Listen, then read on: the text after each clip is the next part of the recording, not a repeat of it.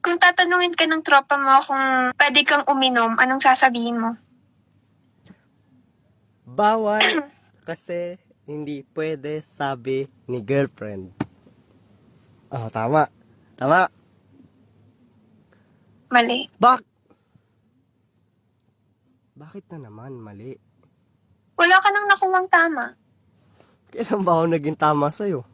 Kaya nga, wala ka talagang tama kahit anong gawin mo, kaya wag ka na magsalita.